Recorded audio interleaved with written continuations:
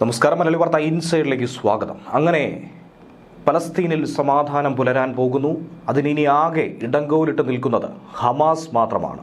Palestine authority പോലും സമ്മതിച്ചിരിക്കുന്നു. Netanyahu 2 വട്ടം സമ്മതം മൂളി. അറബ് രാജ്യങ്ങളൊക്കെ ഒന്നാകെ ഈ കരാറിനെ പിന്തുണയ്ക്കുന്നു. ഇത് തന്നെയാണ് ഏറ്റവും മനോഹരമായത്. ഇതല്ലാതെ മറ്റൊരു മാർഗവും നമുക്ക് മുന്നിലില്ല എന്ന് ഏവരും ഒരേ സ്വരത്തിൽ പറയുന്നു. ഇന്ത്യ അടക്കം കനത്ത പിന്തുണ നൽകുന്നു. എന്നിരുന്നാലും ഹമാസിൻ്റെ മൗനം അതുതന്നെയാണ് ഏവരെയും അക്ഷരാർത്ഥത്തിൽ ഞെട്ടിക്കുന്നത്. ഇനിയും ഏതെങ്കിലും തരത്തിലുള്ള പിന്തിരിയൽ മാർഗങ്ങൾ അവർ സ്വീകരിച്ചാൽ, മുടന്തൻ വർത്തമാനങ്ങൾ പറഞ്ഞാൽ വലിയ വില നൽകേണ്ടി വരും. നരകത്തിൽ അതിനുള്ള മറുപടി നൽകേണ്ടി വരും. സ്വന്തം നന്മയ്ക്കായി, മറ്റുള്ളവരുടെ നന്മയ്ക്കായി ഇതിൽ ഒപ്പിടുകയല്ലാതെ മറ്റു മാർഗങ്ങൾ ഹമാസിന് മുന്നിലില്ല. അങ്ങനെ ചെയ്തില്ലെങ്കിൽ അവസാന നരനായാട്ടിനായി ഇസ്രയേലും തയ്യാറെടുത്ത് കഴിഞ്ഞിരിക്കുകയാണ്. ഹമാസിനെതിരെ അതിശക്തമായ ഭീഷണി തന്നെയാണ് ട്രംപും അതുപോലെ തന്നെ നെതന്യാഹുവും ഉയർത്തുന്നത്. ഇതിനെല്ലാവിധ മൗന അനുവാദങ്ങളുമായി ഇത്രയും നാൾ അവരെ പിന്തുണച്ച പല അറബ് രാജ്യങ്ങളും ട്രംപിന് പിന്നിൽ, നെതന്യാഹുവിന് പിന്നിൽ അണിചേരുന്നു എന്ന് വേണം മനസ്സിലാക്കാൻ. ഇസ്ലാമിക രാജ്യങ്ങൾ അടക്കം പിന്തുണച്ചത് അമേരിക്കയ്ക്ക് വലിയ കരുത്താകുമ്പോൾ ഹമാസിന് വലിയൊരു തിരിച്ചടിയായി ഇത് മാറുകയാണ്. സൗദി അറേബ്യ തന്നെ അമേരിക്കയുമായി സഹകരിക്കാൻ, ഈ രീതിയിൽ മുന്നോട്ട് പോകാൻ തയ്യാറാണെന്ന് തുറന്നറിയിച്ചിരിക്കുന്നു. അങ്ങനെ ഈ നയതന്ത്ര ശ്രമങ്ങൾ വിജയം കണ്ടു കഴിഞ്ഞിരിക്കുന്നു. ഇസ്രയേൽ ഹമാസ് സംഘർഷം അത് അവസാനിക്കാനായി പോകുന്നു. ഗാസ സമാധാന കരാർ അംഗീകരിച്ചില്ലെങ്കിൽ ഹമാസിന് നരകത്തിൽ ഇതിനുള്ള വില നൽകേണ്ടി വരുമെന്ന താക്കീതാണ് അമേരിക്കൻ പ്രസിഡന്റ് ഡൊണാൾഡ് ട്രംപ് ഏറ്റവും ഒടുവിലായി നൽകിയിരിക്കുന്നത്. ഇനി ഇതിനെ തടയാനായി ആർക്കും തന്നെ കഴിയില്ല, ഹമാസിന് ഒഴികെ. കാരണം മറ്റുള്ളവരൊക്കെ തന്നെ ഇതിന് സമ്മതം മൂളിക്കഴിഞ്ഞിരിക്കുന്നു. ഏവർക്കും ശരിയായ നടപടിയെന്ന് തോന്നൽ മനസ്സിലുണ്ടാകുന്നു. അങ്ങനെ പശ്ചിമേഷ്യയിൽ ശാശ്വതമായൊരു സമാധാനമെന്ന തൻ്റെ പദ്ധതി, അതിൻ്റെ ഭാഗമായി ഗാസ താൽക്കാലികമായി ഭരിക്കുമെന്ന് ഇസ്രായേൽ പ്രധാനമന്ത്രി ബെഞ്ചമിൻ നെതന്യാഹുവിനൊപ്പം തന്നെ അമേരിക്കൻ പ്രസിഡന്റും പ്രഖ്യാപിച്ചു കഴിഞ്ഞിരിക്കുന്നു. എന്നാൽ ഈ കരാറിനോട് ഹമാസ് അനുനയപൂർവ്വം പ്രതികരിക്കാൻ തയ്യാറാകില്ല എന്ന് തന്നെയാണ് ഏവരും പറയുന്നത്. അങ്ങനെ സമാധാന കരാറിൽ ഒപ്പിട്ടില്ലെങ്കിൽ ഹമാസ് അവരുടെ സ്വന്തം നന്മയ്ക്കായി ഒപ്പിടുക ശരിക്കും മഹത്തായ എന്തെങ്കിലും സൃഷ്ടിക്കുകയും ചെയ്യുമെന്ന് താൻ പ്രതീക്ഷിക്കുന്നുവെന്ന് ട്രംപ് പറയുന്നു. വെർജീനിയയിലെ ക്വാണ്ടിക്കോയിൽ US ജനറൽമാരോടും അഡ്മിറൽമാരോടും സംസാരിക്കുമ്പോഴാണ് അദ്ദേഹം ഇക്കാര്യം ചൂണ്ടിക്കാട്ടിയത്. ഹമാസ് ഭീകരർ 20 നിർദ്ദേശങ്ങളടങ്ങിയ സമാധാന പദ്ധതിയിൽ ഇനിയും ഒപ്പുവെച്ചില്ലെങ്കിലും അവർ കരാർ അംഗീകരിക്കാൻ സാധ്യതയുണ്ടെന്നാണ് സൂചന. സമാധാന ചർച്ചകളിലെ മധ്യസ്ഥരായ ഈജിപ്തിനോടും ഖത്തറിനോടും ഇന്ന് പദ്ധതിയോടുള്ള പ്രതികരണം അറിയിക്കുമെന്ന് ഹമാസ് വൃത്തങ്ങൾ വ്യക്തമാക്കി കഴിഞ്ഞു. 2 കൂട്ടരും ഈ സമാധാന ഉടമ്പടിയിലെ വ്യവസ്ഥകൾ അംഗീകരിച്ചാൽ യുദ്ധം അവസാനിപ്പിക്കാൻ ഉടൻ തന്നെ ആഹ്വാനം ചെയ്യും. മറ്റു മാർഗങ്ങളൊന്നും മുന്നിലില്ലല്ലോ. അതുകൊണ്ട് തന്നെ ഇത് ഈ നിമിഷം അവസാനിപ്പിക്കാനായി സാധിക്കും. ഈ നിർദ്ദേശങ്ങൾ അനുസരിച്ച് ഗാസയിൽ നിന്നും ജനങ്ങൾ വിട്ടുപോകേണ്ടതില്ല. അവശേഷിക്കുന്ന ബന്ദികളെ കേവലം 72 മണിക്കൂറിനകം തന്നെ മോചിപ്പിച്ച് പുറത്തേക്ക് വിടണം. ഇനി ഒരു ദിവസം പോലും അവരെ ബന്ദികളാക്കാൻ പാടില്ല. അത്തരത്തിലുള്ള ബന്ദികളെ വിട്ടയച്ചാൽ പകരമായി ഏകദേശം 20ഓളം ബന്ദികൾ ജീവനോടെ ഉണ്ടെന്ന് കരുതുന്നു. പകരം 250 പലസ്തീനികളെ ഇസ്രയേൽ മോചിപ്പിക്കാൻ തയ്യാറാണെന്ന് അറിയിച്ചിട്ടുണ്ട്.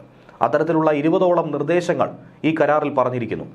ഹമാസിന് അംഗീകരിക്കുകയല്ലാതെ മറ്റ് നിർവാഹമില്ല എന്നുള്ളതാണ് യാഥാർത്ഥ്യം. പക്ഷേ ഹമാസിന് വലിയ തലവേദനയാകുന്നത് അവരുടെ ഭീകര പ്രവർത്തനം ഇനി തുടരാനായി കഴിയില്ല. അവിടെ ഒളിച്ചിരുന്നുള്ള ആക്രമണങ്ങൾ നടത്താൻ കഴിയില്ല. മനുഷ്യകവചമാക്കി സാധാരണ ജനങ്ങളെ ഉപയോഗിക്കാനായി കഴിയില്ല. ബന്ദിമോചനം, ഗാസയിൽ നിന്നുള്ള ഇസ്രയേലി പിന്മാറ്റം, ഹമാസിന്റെ കീഴടങ്ങൽ, പലസ്തീൻ പ്രദേശം താൽക്കാലികമായി ഭരിക്കുന്നതിന് രാഷ്ട്രീയേതര സമിതി രൂപീകരണം, ഗാസയ്ക്കുള്ള മാനുഷിക സഹായങ്ങൾക്കുള്ള പദ്ധതി, അങ്ങനെ പലവിധ പദ്ധതികളാണ് ഈ കരാറിൽ പറയുന്നത്. അതൊക്കെ തന്നെ ഗാസയുടെ പുനർനിർമ്മാണത്തിന് ഉതകുന്ന രീതിയിൽ തന്നെയാണ് പോകുന്നത്. ഇതുകൂടാതെ ഈ കരാറിനെ കുറിച്ച് ആലോചിക്കാൻ ഹമാസിന് കൂടുതൽ സമയം നൽകുമെന്ന കാര്യം നിങ്ങൾ ചിന്തിക്കുകയേ വേണ്ട. ഒരു കാരണവശാലും ഇതിന് ഒരു നിമിഷം പോലും അധികമായി നൽകുന്നില്ല. കാരണം ഇതിനു വേണ്ടി 3-4 ദിവസം മാത്രമാണ് തങ്ങൾ നിങ്ങൾക്കായി നൽകുന്നത്. അതിനപ്പുറത്തേക്ക് ഹമാസ് പോകേണ്ടതില്ല. കരാർ അംഗീകരിച്ചില്ലെങ്കിൽ അത് വളരെ ദുഃഖകരമായൊരു അന്ത്യത്തിലേക്ക് എത്തിച്ചേരുമെന്ന കാര്യത്തിൽ സംശയമില്ല എന്ന് ട്രംപ് തന്നെ തുറന്നടിച്ചിരിക്കുകയാണ്. അതായത് ആ ദുഃഖം ഹമാസിന് മാത്രമായിരിക്കും, മറ്റുള്ളവർക്ക് സന്തോഷം നൽകുന്നൊരു തീരുമാനവും. യൂറോപ്പിലെയും പശ്ചിമേഷ്യയിലെയും നേതാക്കൾ ഈ കരാറിനെ ഇരു കൈയും നീട്ടി സ്വാഗതം ചെയ്തിരിക്കുകയാണ്. ട്രംപിൻ്റെ നേതൃത്വത്തെയും ഗാസയിലെ യുദ്ധം അവസാനിപ്പിക്കാനുള്ള അദ്ദേഹത്തിൻ്റെ ആത്മാർത്ഥമായ ശ്രമങ്ങളെയും Saudi Arabia, Qatar, Egypt, Jordan, Turkey, Indonesia, Pakistan, India എന്നീ രാജ്യങ്ങളുടെ വിദേശകാര്യ മന്ത്രിമാർ പ്രസ്താവനയിലൂടെ തന്നെ അറിയിച്ചിട്ടുണ്ട്. അറേബ്യൻ രാജ്യങ്ങൾ വ്യക്തമായി ഈ വിഷയം എടുത്തു പറയുന്നു. ഇന്ത്യ ഇരുകൈ നീട്ടി ഇതിനെ സ്വീകരിക്കുന്നു. ഇസ്രയേൽ അധിനിവേശ വെസ്റ്റ് ബാങ്കിന്റെ ചില ഭാഗങ്ങളുടെ നിയന്ത്രണത്തിലുള്ള പലസ്തീൻ അതോറിറ്റി പോലും ഈ പദ്ധതിയെ കയ്യും നീട്ടി സ്വീകരിക്കുന്നു. ഈ മേഖലയിൽ സമാധാനം കൈവരിക്കുന്നതിൽ അമേരിക്കയുമായുള്ള പങ്കാളിത്തത്തിന്റെ പ്രാധാന്യം അവർ എടുത്തു പറയുന്നുണ്ട്. ബ്രിട്ടീഷ് പ്രധാനമന്ത്രി കീർ സ്റ്റാമറും ഈ പദ്ധതിയെ ഇരു കൈയും നീട്ടി സ്വാഗതം ചെയ്യുകയാണ്. എല്ലാ കക്ഷികളും ഒത്തുചേരാനും ഈ കരാർ അന്തിമമാക്കാനും അത് യാഥാർത്ഥ്യമാക്കാനും അമേരിക്കൻ ഭരണകൂടവുമായി ചേർന്ന് പ്രവർത്തിക്കുമെന്ന് അദ്ദേഹം ആഹ്വാനം ചെയ്ത് കഴിഞ്ഞിരിക്കുന്നു. ഈ പദ്ധതിയോട് ഇപ്പോൾ ഹമാസ് യോജിക്കുന്നു. ആയുധങ്ങൾ താഴെ വെച്ച് ഇനി മറ്റുള്ള ശേഷിക്കുന്ന ബന്ദികളെ മോചിപ്പിച്ച് ഇതിന് പൂർണ്ണ പരിഹാരം കണ്ടെത്തണമെന്നാണ് ബ്രിട്ടീഷ് പ്രധാനമന്ത്രിയും ചൂണ്ടിക്കാണിക്കുന്നത്. ട്രംപ് വെച്ചിരിക്കുന്ന പദ്ധതി അത് വളരെ മികച്ചതാണ്. ആ പദ്ധതി എല്ലാവർക്കും ഒരുപോലെ ഗുണം ചെയ്യുക മാത്രമേ ഉള്ളൂ. ആ സമാധാന പദ്ധതിയെ പ്രധാനമന്ത്രി നരേന്ദ്രമോദി സ്വാഗതം ചെയ്യുകയും ചെയ്തു. വിജയിക്കാനിടയുള്ള പദ്ധതികളാണിതെന്നും അദ്ദേഹം എടുത്തു പറഞ്ഞു. പലസ്തീനികൾക്കും ഇസ്രയേലികൾക്കും പശ്ചിമേഷ്യയ്ക്ക് ആകമാനം തന്നെയും ദീർഘകാല സമാധാനവും സുരക്ഷയും വികസനവും ഉറപ്പാക്കുന്ന ഒരു വലിയ പദ്ധതി. ഈ സമഗ്രമായ പദ്ധതിയിലൂടെ ഇത് സാധിക്കുമെന്ന പ്രതീക്ഷ അദ്ദേഹം തന്നെ എടുത്തു പറഞ്ഞു. എല്ലാ കക്ഷികളും ഈ ഉദ്യമത്തിനൊപ്പം ഒന്നിച്ച് നിൽക്കുമെന്നും പ്രധാനമന്ത്രിയുടെ പ്രതീക്ഷ അദ്ദേഹം പങ്കുവച്ചിട്ടുണ്ട്. യുദ്ധം അവസാനിപ്പിക്കാനും ബന്ദികളെ മോചിപ്പിക്കാനും ആവശ്യമായിട്ടുള്ള എല്ലാ ശ്രമങ്ങൾക്കും സഹായം നൽകാൻ തങ്ങൾ തയ്യാറാണെന്ന് ഫ്രഞ്ച് പ്രസിഡന്റ് ഇമ്മാനുവൽ മക്രോൺ പറഞ്ഞിട്ടുണ്ട്. ഇറ്റലിയുടെ പ്രധാനമന്ത്രി ജോർജിയ മെലോണിയും സമാധാന കരാറിനുള്ള പിന്തുണ പ്രഖ്യാപിച്ചു കഴിഞ്ഞു. ഇസ്ലാമിക രാജ്യങ്ങൾ അടക്കം ഈ കരാറിനെ അംഗീകരിച്ചു കഴിഞ്ഞു. ട്രംപിനുള്ള ആത്മവിശ്വാസം 10 മടങ്ങായി വർദ്ധിപ്പിക്കുന്നതിൻ്റെ പ്രധാനപ്പെട്ട കാരണം ഇതുതന്നെയാണ്. ഇസ്ലാമിക രാജ്യങ്ങളെ ഒപ്പം നിർത്തിക്കഴിഞ്ഞാൽ മറ്റു കാര്യങ്ങളൊന്നും തന്നെ വിലപ്പോകില്ല. അതുകൊണ്ട് ഹമാസിന് ഇത് പൂർണ്ണമായും അംഗീകരിക്കുകയല്ലാതെ മറ്റു പോംവഴികളില്ലാതെയാകും.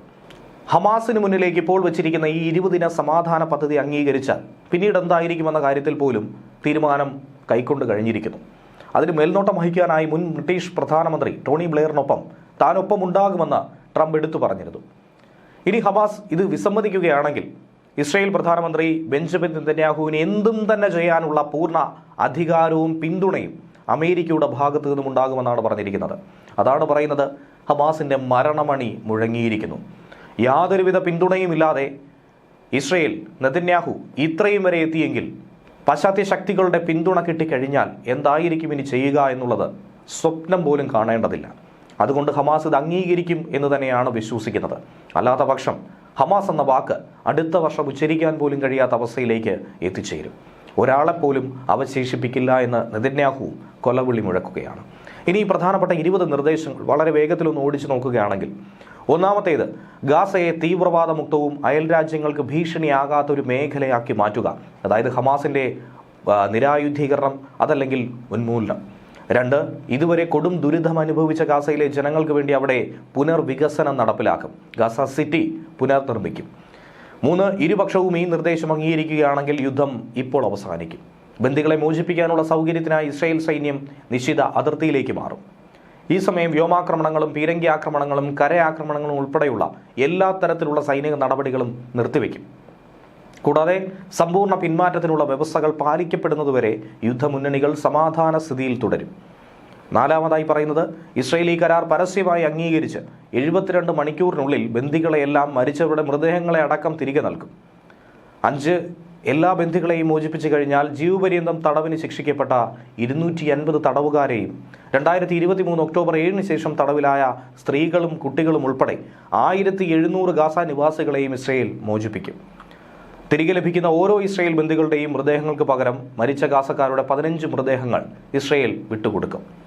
6ാമതായി പറയുന്നത്, എല്ലാ ബന്ദികളെയും തിരികെ കിട്ടിയാൽ സമാധാനപരമായി കഴിയാൻ തീരുമാനമെടുക്കുകയും ആയുധങ്ങൾ ഉപേക്ഷിക്കാൻ തയ്യാറാവുകയും ചെയ്യുന്ന ഹമാസ് അംഗങ്ങൾക്ക് പൊതുമാപ്പ് നൽകും. അവരെ വേട്ടയാടില്ല. ഗാസ വിട്ടുപോകാൻ ആഗ്രഹിക്കുന്ന ഹമാസ് അംഗങ്ങൾക്ക് അവരെ സ്വീകരിക്കുന്ന രാജ്യങ്ങളിലേക്ക് സുരക്ഷിതമായ യാത്രാ സൗകര്യം ഒരുക്കിയിരിക്കും. 7, ഈ കരാർ അംഗീകരിച്ചാൽ ഉടൻ ഗാസ മുനമ്പിലേക്ക് ഉടനടി സഹായമെത്തിക്കും. അടിസ്ഥാന സൗകര്യങ്ങളുടെ പുനരുദ്ധാരണം, അതായത് വെള്ളം, വൈദ്യുതി, ഡ്രെയിനേജ് സംവിധാനങ്ങൾ, ആശുപത്രികളുടെയും ബേക്കറികളുടെയും പുനർനിർമ്മാണം, റോഡിലെ തടസ്സങ്ങൾ നീക്കം ചെയ്യാനും റോഡ് തുറക്കാനും ആവശ്യമായ ഉപകരണങ്ങൾ എത്തിക്കുക എന്നിവ ഉൾപ്പെടെയുള്ള സഹായം സംബന്ധിച്ച് 2025 ജനുവരി 19 കരാറിൽ ഉൾപ്പെടുത്തിയിട്ടുള്ള സഹായത്തിൻ്റെ അളവ് അതുപോലെ നിലനിർത്തും. 8ാമതായി പറയുന്നു, 2 കക്ഷികളുമായി ഒരു തരത്തിലും ബന്ധമില്ലാത്ത രാജ്യാന്തര സ്ഥാപനങ്ങൾക്ക് പുറമെ UN-ഉം അതിൻ്റെ ഏജൻസികളും റെഡ് ക്രസൻറ്റും വഴി ഇരുപക്ഷത്തിൻ്റെയും ഇടപെടലില്ലാതെ ഗാസ മുനമ്പിലേക്കുള്ള സഹായ വിതരണം മുന്നോട്ട് കൊണ്ടുപോകും. ഇരുവശത്തേക്കുമുള്ള റഫ ക്രോസിംഗ് തുറക്കുന്നത് ജനുവരി 19 കരാർ അനുസരിച്ചുള്ള വ്യവസ്ഥകൾക്ക് വിധേയമായിരിക്കും. അടുത്തതായി, പൊതുസേവനങ്ങളുടെയും മുനിസിപ്പാലിറ്റികളുടെയും ദൈനംദിന നടത്തിപ്പിന് സാങ്കേതിക വിദഗ്ധരടങ്ങുന്ന രാഷ്ട്രീയരഹിതമായ ഒരു താൽക്കാലിക പലസ്തീൻ സമിതിയെ ഏർപ്പെടുത്തും. ഈ സമിതിയിൽ യോഗ്യരായ പലസ്തീൻകാരും രാജ്യാന്തര വിദഗ്ധരും ഉൾപ്പെടും. ട്രംപിന്റെ അധ്യക്ഷതയിലുള്ള ഒരു രാജ്യാന്തര സമിതിയുടെ ദ ബോർഡ് ഓഫ് പീസ് മേൽനോട്ടത്തിലായിരിക്കും ഇത്.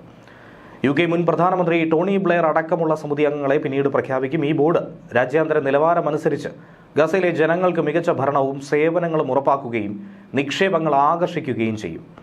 മധ്യപൂർവേഷ്യയിലെ മികച്ച ആധുനിക നഗരങ്ങളിൽ ചിലതിൻ്റെ നിർമ്മാണത്തിന് നേതൃത്വം വഹിച്ച വിദഗ്ധരുടെ ഒരു പാനൽ ഉണ്ടാക്കി ഗാസയെ പുനർനിർമ്മിക്കാനുള്ള ട്രംപിന്റെ സാമ്പത്തിക വികസന പദ്ധതി.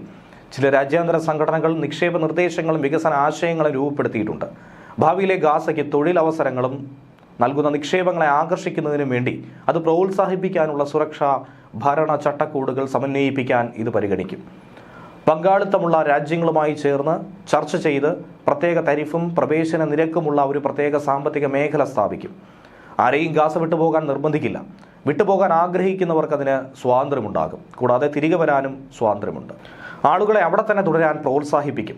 ഗാസ കെട്ടിപ്പടുക്കാൻ അവർക്ക് അവസരം നൽകുകയും ചെയ്യും. ഗാസയുടെ ഭരണത്തിൽ ഹമാസിനും മറ്റ് സംഘടനകൾക്കും നേരിട്ടോ അല്ലാതെയോ ഒരു തരത്തിലും പങ്കുണ്ടാകില്ലെന്ന് അവർ അംഗീകരിക്കണം. തുരങ്കങ്ങളും ആയുധ നിർമ്മാണ സൗകര്യങ്ങളും ഉൾപ്പെടെയുള്ള എല്ലാ സൈനിക ഭീകരവാദ ആക്രമണ അടിസ്ഥാന സൗകര്യ വികസനങ്ങളും നശിപ്പിക്കും. അത് ഒരിക്കലും പുനർനിർമ്മിക്കില്ല. സ്വതന്ത്ര നിരീക്ഷകരുടെ മേൽനോട്ടത്തിൽ ഗാസയുടെ നിരായുധീകരണം നടത്തും. അതിൽ അംഗീകൃത നിരായുധീകരണ പ്രക്രിയയിലൂടെ ആയുധങ്ങൾ ശാശ്വതമായി ഉപയോഗശൂന്യമാക്കും.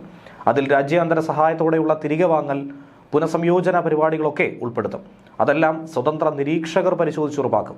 സമൃദ്ധമായ സമ്പദ്വ്യവസ്ഥ കെട്ടിപ്പടുക്കുന്നതിനും അയൽക്കാരുമായും സമാധാനപരമായി സഹവർത്തിക്കുന്നതിനും പൂർണ്ണ പ്രതിജ്ഞാബദ്ധമായിരിക്കും പുതിയ ഗാസ. ഹമാസും മറ്റ് സംഘടനകളും അവരുടെ കടമകൾ പാലിക്കുന്നുണ്ടെന്ന് പുതിയ ഗാസ അയൽക്കാർക്കോ അവിടുത്തെ ജനങ്ങൾക്കോ ഭീഷണിയില്ലെന്ന് പ്രാദേശിക പങ്കാളികൾ ഉറപ്പ് കൊടുക്കും. ഗാസയിൽ ഉടനടി തന്നെ വിന്യസിക്കാൻ കഴിഞ്ഞാൽ ഒരു താൽക്കാലിക രാജ്യാന്തര സ്ഥിരതാ സേനയെ വികസിപ്പിക്കാൻ അറബ് രാജ്യങ്ങൾ, മറ്റ് രാജ്യാന്തര പങ്കാളികൾ എന്നിവരുമായി ചേർന്ന് അമേരിക്ക പ്രവർത്തിക്കും. പലസ്തീൻ പോലീസ് സേനയ്ക്ക് പരിശീലനവും നൽകും. ഇസ്രയേൽ ഗാസയെ കൈവശപ്പെടുത്തുകയോ കൂട്ടിച്ചേർക്കുകയോ ചെയ്യില്ല. ഈ മേഖലയെ ഒരു സംഘടന നിയന്ത്രണത്തിലാക്കി അവിടെ സ്ഥിരത ഉറപ്പാക്കുകയും ചെയ്യുമ്പോൾ ISF ഗ്യാരണ്ടർമാർ, US എന്നിവരുമായുള്ള ധാരണയുടെ അടിസ്ഥാനവുമായി ഈ നിരായുധീകരണത്തിൽ ബന്ധപ്പെട്ട് മാനദണ്ഡങ്ങൾ, സമയപരിധി എന്നിവയുടെ അടിസ്ഥാനത്തിൽ ഇസ്രയേൽ പ്രതിരോധ സേന അവിടെ നിന്നും പിന്മാറുകയും ചെയ്യും. ഇസ്രയേലിനും ഈജിപ്തിനും അതിൻ്റെ പൗരന്മാർക്കും ഇനി ഭീഷണിയാകാത്ത തരത്തിൽ സുരക്ഷിത ഗാസ ഇതുതന്നെയാണ് ലക്ഷ്യം.